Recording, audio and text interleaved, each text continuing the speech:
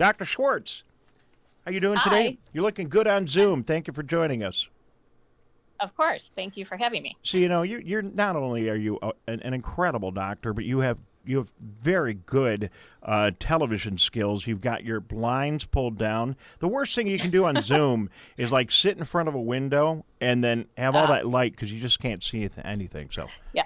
I've gotten good at it because this is now my new office area where I do all of my teletherapy. So yeah, you got it all figured out. So I was so relieved the other day. I've been having these really weird dreams.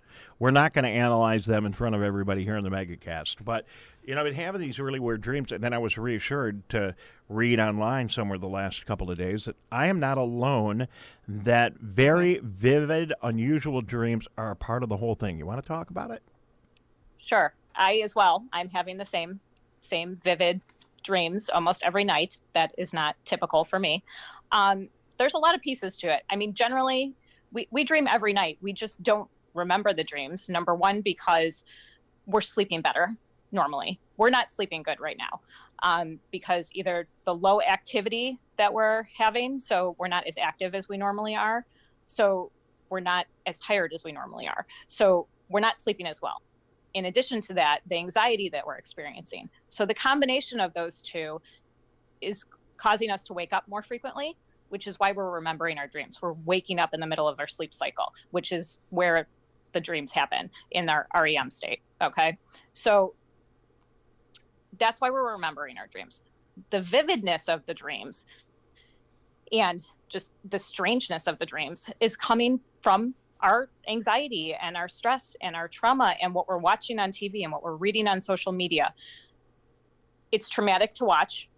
So that's when, at night, when we're sleeping, that's when our brain processes all of the information that we've taken in during the day, because that's the time our defense mechanisms are down. That's the only time our subconscious can kind of take over and try and figure things out, figure out our emotions, figure out, what information we took in. And so that's how our brain processes the emotions, by these dreams. It's coming out in a variety of ways. Anxiety is making the dreams more vivid. We also might not have enough stimulation. I think you said at the beginning, during the day. That's what I'm reading. Dr. Melanie Schwartz is with us from Viewpoint Psychology and Wellness, and she's been our go-to psychologist during this entire broadcast. By the way, every time you're on, I get all kinds of notes from people that really appreciate your comments, and thank you for sharing them with us and being with us. Thank you. But yeah, that's what I saw in some of the media accounts, that it's the lack of stimuli during the day that is leaving this void for our brain, and it goes searching, and it just finds all kinds of other weird things going on in our world. Yes. Does that make sense? It does. I mean, me personally, my dreams have come out, whatever I have thought about during that day or something that my eye caught during that day, it comes out in a dream for me, which is, like I said, not very typical. But we're not having the normal stimulation, and our brain just needs to make sense of it. And so it's just coming up with these strange situations, or maybe they're not so strange. Maybe it is making sense. But it's still, no matter what it's doing, it's still trying to figure out what's happening, because our brains aren't used to this. So Dr. Melanie Schwartz is joining us here in the Megacast from Viewpoint Psychology and Wellness. Dr. Schwartz, we have the metrics of how the coronavirus is impacting us and our physical bodies during this entire run. We've seen, the spike up. Now we're seeing the curve flatten a little bit. We know, who's been infected. We have testing. We need more, but we have testing. We have all of this information about us physically. What information do we have, even if it's anecdotal? What can you share with us about what people are experiencing from a psychological standpoint? I think there's still too much unknown. I feel like the more information we have, but don't have definitive answers, the more anxiety that's creating for us. Does that make sense in what I'm saying? Yeah, it totally makes sense, because when we all get anxious. We all know that. If we are in a void of information, it's like here in the studios. I don't like to bring someone into my office and close the door and have a meeting because everyone else in the building goes, well, what are they talking about in there, right? So that's that anxiety that is created when you don't have information. And I assume it's the same for this. Yes. But I think there's still, we like structure, we like routine. None of that is happening. It's creating some feelings of hopelessness. It's feelings of anger, feelings of anxiety, depression, you name it. If you're feeling it, it's happening. It's across the board. Just kind of almost the same, I would kind of relate it to coronavirus. Every time we turn around, there's a new symptom of coronavirus that we're seeing. It's the same thing in terms of our emotions and our mental health. If it's happening, it's happening. That's what we're seeing. And it just is what it is, because we don't know, like I said, we don't know how to process this information. And the more information we have, sometimes it's a little bit too much information for us. And it's almost a overload of information. And then again, our brain has to. I get it. Dr. Schwartz, do you have, this is the toughest question I've ever asked you. You ready? Well, at least I'm setting it up. Do you have a prescription for us? Do you have some kind of advice that you can give us that'll help us cope, that'll help us get through this? I know everyone's different, but what kind of thoughts, what kind of tools can we use? What can you give us that might help us? What I've been telling people lately, and my clinicians as well, we have to we have to be okay with whatever we're experiencing. It's not helpful to avoid it right now because we're going to have to deal with it at some point. So deal with it when you're experiencing it. If you're anxious, okay, you're anxious. What are you going to do to cope with your anxiety right now?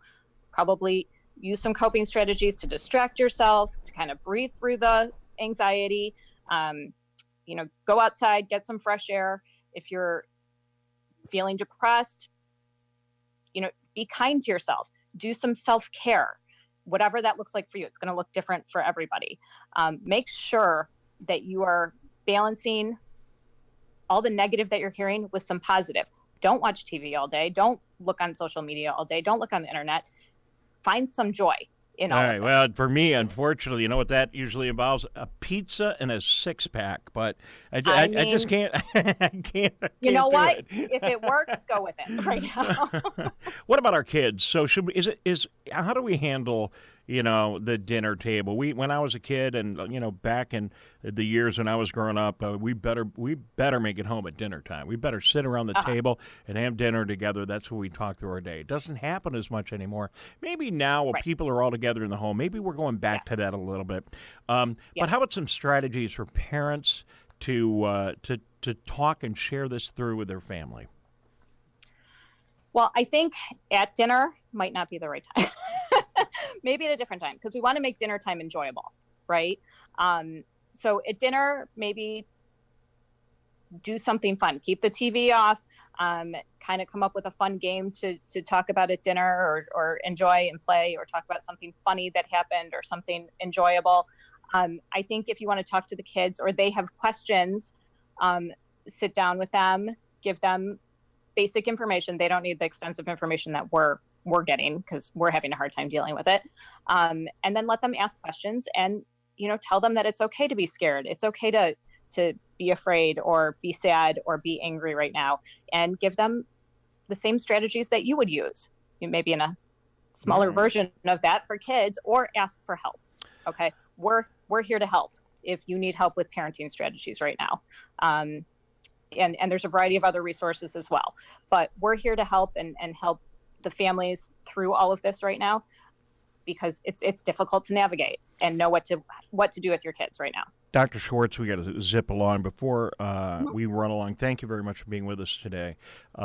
If people have not generally consulted with a psychologist, they don't have experience with it, and they're thinking, this might be the right time to talk to somebody. Maybe it's more important now than ever. Yes. Would you suggest that people do that? And feel free to give out your information if people are enjoying your interactions with us and would like to have a session with you. Sure. Absolutely. Now is the time to reach out. My phrase is always be proactive, not reactive. So now is definitely the time to reach out if you're noticing that you're having a difficult time or your kids are having a difficult time.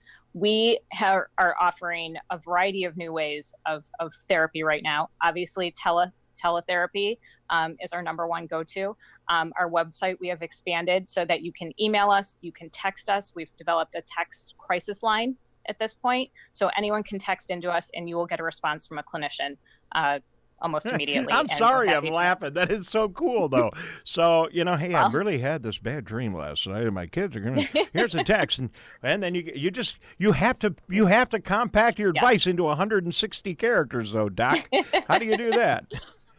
I mean, but if people are afraid to reach out, and we know that they're more likely to do it through text or email or something like that, we're going to make it available to them just to make it easier for them to reach out. Dr. Schwartz, your telephone number or website, if you will.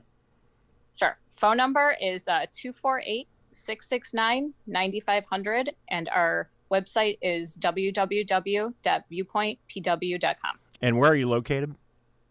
We have an office in Commerce Township and one in West Bloomfield. But right now, it doesn't really matter because everyone's doing everything virtually right now. So someone listening in Pontiac or Troy or over on the east side on one of our stations, doesn't matter. You'd be glad to get to know them. Yes. Dr. Schwartz, thanks as always. We really appreciate you joining us here. We appreciate your helpful advice, and I have a feeling we'll be talking again soon. Thank you for being with us today. Sounds good.